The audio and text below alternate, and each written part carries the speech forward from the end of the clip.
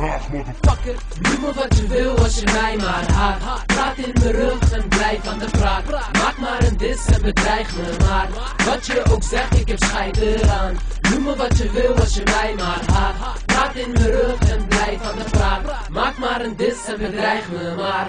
Wat je ook zegt, ik heb scheid eraan. Ga maar gauw, motherfucker. Ben terug in de house, net als Lido Sanders. Ben nog irritanter dan SpongeBob en je weet het. Ik ken rappers die nog dommer zijn dan een zeester. Als je veel te veel zaakt, dan mag je de pot op. Dus houd je hoofd erbij voordat je de kop kost.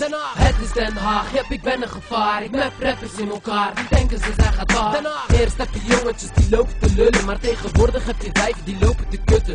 Ik word misselijk van die stinks dissende bitches die me wil vriend likken, maar stiekem komen met dishes. Eerlijk, wie is er doper dan mij? Niemand, al haal je 6 kilo kook erbij. Dus houd je hoofd erbij, of ik maak je een kop kleiner en de show is van mij. En dat zal ook zo blijven. Noem me wat je wil als je mij maar haat. Praat in mijn rug en blijf aan de praat. Maak maar een dis en bedreig me maar. Wat je ook zegt, ik heb scheid eraan.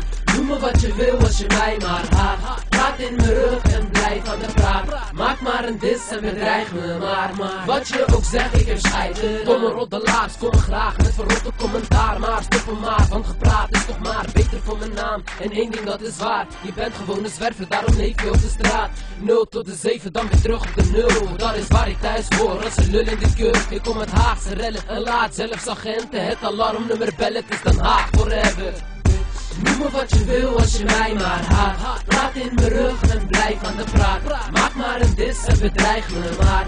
Wat je ook zegt, ik heb scheid eraan. Noem me wat je wil als je mij maar haat. Praat in mijn rug en blijf aan de praat. Maak maar een dis en bedreig me maar. Wat je ook zegt, ik heb scheid eraan.